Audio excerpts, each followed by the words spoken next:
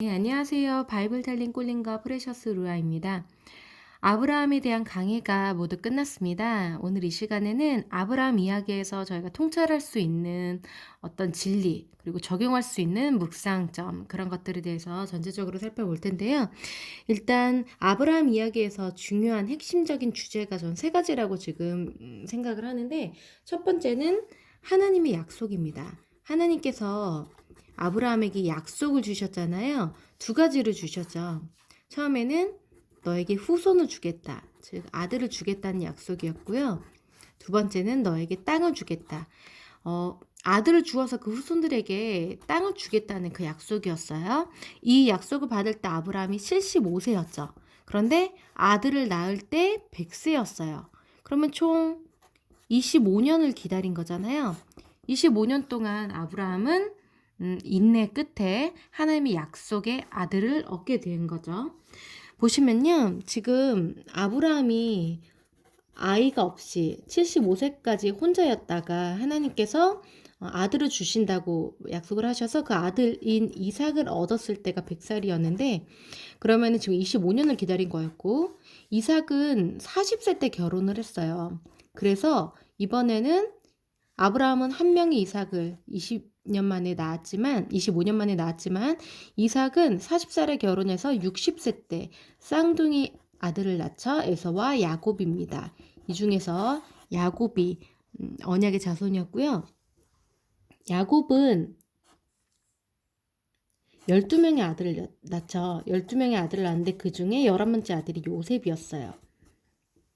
저희가 요셉도 몇 살에 결혼을 했고 몇 살에 이 요셉을 낳았는지가 유추가 가능한데요.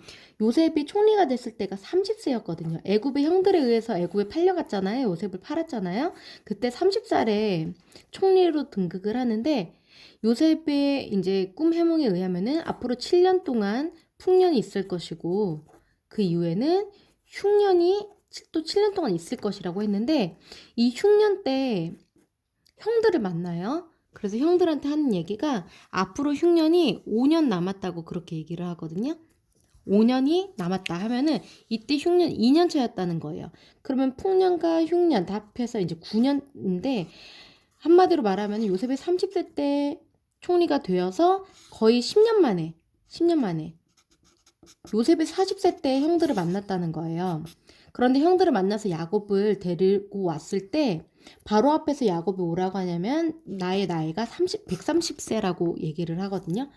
그렇게 따지면은 요셉이 아버지를 만났을 때 그 40세 때 야곱은 130살이었으니까 야곱이 90살 때 요셉을 낳았다고 볼 수가 있겠죠.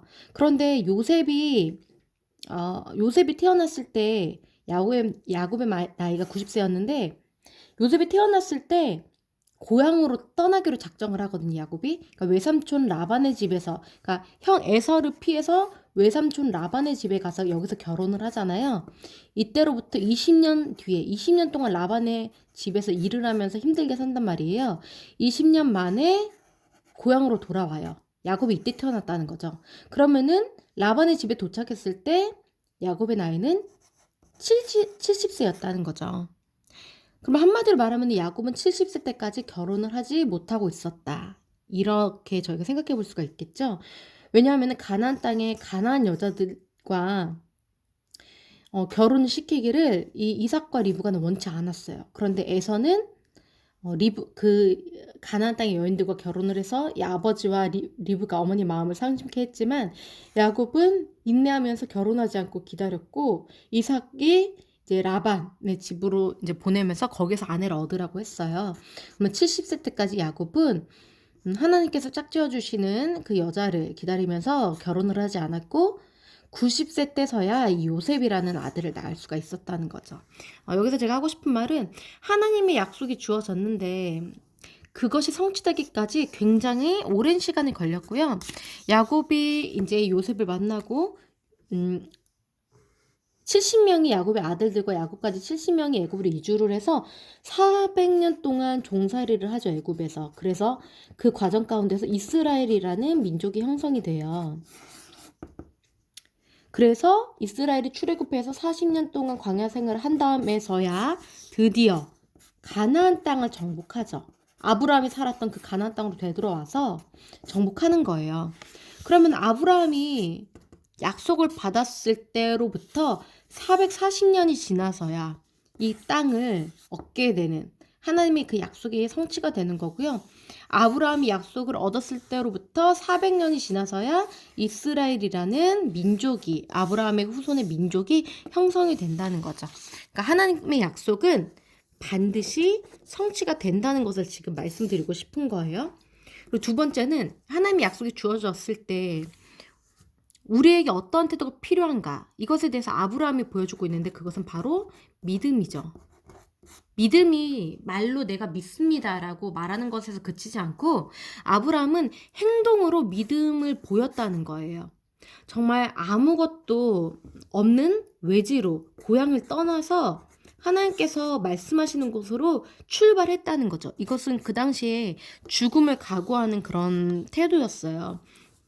아무 이런 연고지도 없는, 어딘지도 모르는 곳을 향해서 하나님의 말씀만 믿고 출발했다는 거거든요. 그리고 자신에게 아들을 주시겠다는, 그리고 땅을 주시겠다는 그 하나님의 약속을 믿고 그 가나안이라는 땅에 정착을 해서 살게 되고요.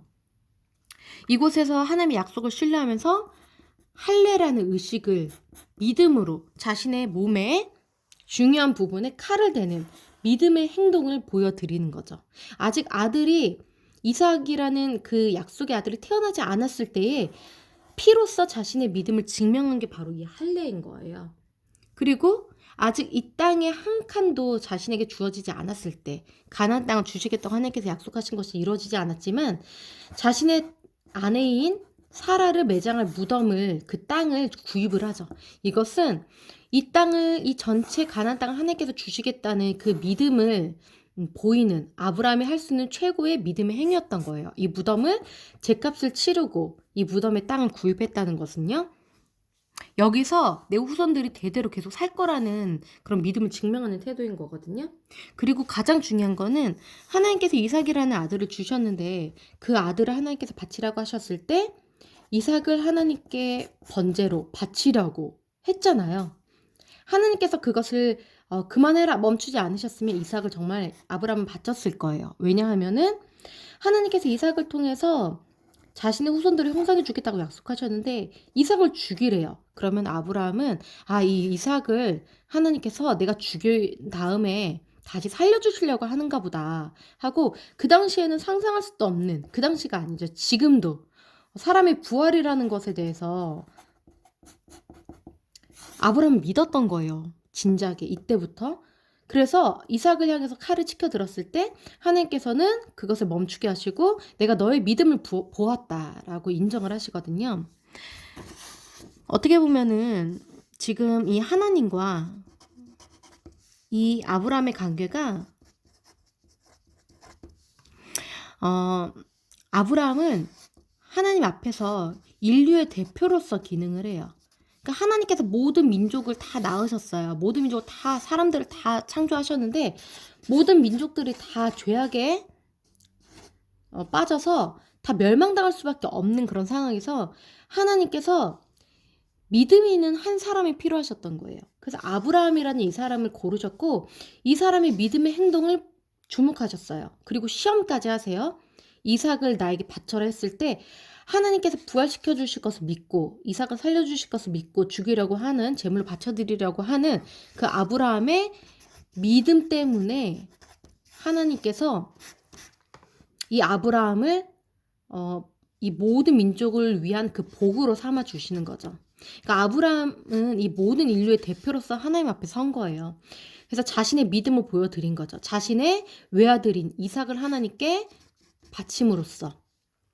그래서 이 아브라함의 믿음 때문에 이 믿음에서 다른 민족들과는 다른 이스라엘이라는 거룩한 민족이 창조가 된 거예요. 원래 이 아브라함은 나이가 많았기 때문에 자연 발생적으로 이렇게 아들을 생산할 수 없는 그런 상황이었기 때문에 원래는 죽어서 없어졌어야 되는, 그 이름조차 기억되지 않았을 한 할아버지에 불과했어요. 하지만 하나님께 보여드린 이 믿음 때문에, 이 믿음에서 하나님께서 이 믿음 때문에 이삭이라는 아들을 창조해 주셨고, 이 이삭에게서 비롯된 이스라엘이라는 민족은 원래 이 땅에 없었어야 되는 그런 민족이었는데 아브라함의 믿음 때문에 생겨난 민족이라는 거예요. 즉 거룩한 민족이라는 거죠.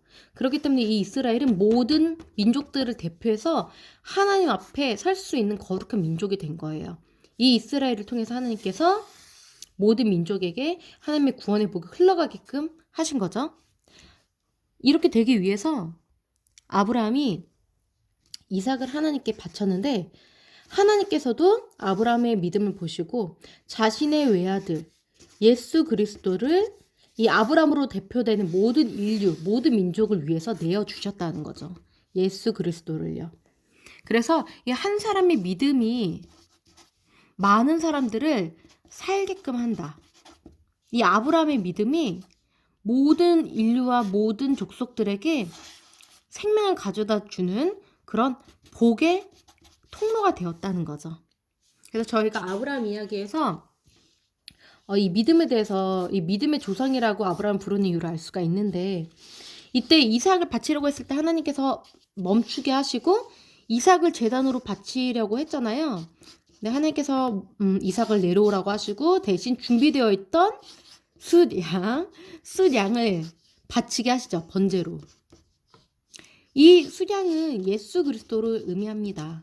원래는 모든 인류를 대신해서 하나님 앞에 어쨌든 그 대속자로서 기능할 거룩한 한 사람이 필요했어요. 그런데 하나님께서 이 이삭 죽었어야 되는 제물로 바쳐졌어야 되는 이 이삭을 살려주시고 대신 준비된 하나님께서 준비하신 이 숫양을 번제로 제물로 받으셨다는 거죠. 그래서 이 아브라함을 통한 인류에게 복을 주셨다는 건데 그래서 이 숫양은 예수 그리스도를 의미한다. 이 예수 그리스도를 통해서 이 우리 모든 인류에게 생명, 이 구원의 복음이 전해졌고 그것은 이 아브라함의 믿음으로 인해서 그것이 하나님의 계획대로 성취되어져 왔다라는 것을 저희가 확인할 수가 있어요. 정리를 하면요. 하나님의 약속은 반드시 성취가 된다는 거고요. 두 번째는 그 하나님께서 주신 그 약속은 인내를 필요로 하는데 바로 성취되진 않아요. 오랜 시간의 기다림이 필요한데 그러기 위해서 우리는 믿음이 필요하다는 거죠. 이 믿음을 하나님께서 확인을 하신다는 거고요. 오랜 시간 기다리는 인내의 믿음도 그렇지만 하나님을 절대적으로 신뢰하는 이 신뢰의 믿음 이것을 하나님께서 확인하시는 거고요. 그래서 세 번째는 결국에는 숫양으로 대표되는 예수 그리스도를 이 아브라함 이야기에서 확인할 수가 있어요. 이 인류의 대표로 기능했던 이 아브라함의 믿음을 통해서 하나님께서 인류를 구원하시기 위한 그 복으로 아브라함을 삼으셨잖아요. 그 아브라함의 아들인 이삭을 하나님께서 대신해서 이 숫양을 주시면서 이것을 덮어주셨던 것처럼 예수님을 통해서 예수님을 제물로 삼으셔서 우리 모든 인류의 죄값을 치르게 하시고 우리 모든 인류의 죄를 덮으셔서 정결케 하셨다는 거죠. 무엇으로요? 믿음으로. 우리의 이 예수 그리스도를 믿는 이 믿음으로 우리를 정결케 하셨고 의롭다고 인정해 주셔서 구원을 얻게 하셨다는 거예요. 무엇으로요? 이 믿음으로요. 그래서 우리가 아브라함의 이야기를 통해서 하나님께서는 구원의 약속을 주셨고요. 우리에게는 그 하나님의 약속을 믿는 믿음이 필요하고요. 이 믿음 때문에 우리가 예수 그리스도를 통해서 구원을 얻을 수 있다는 것을 저희가 아브라함 이야기를 통해서 확인할 수가 있습니다. 네, 오늘은 여기까지 하고요. 다음 시간부터는 그 다음 이야기로 야곱의 이야기로 넘어가겠습니다. 감사합니다.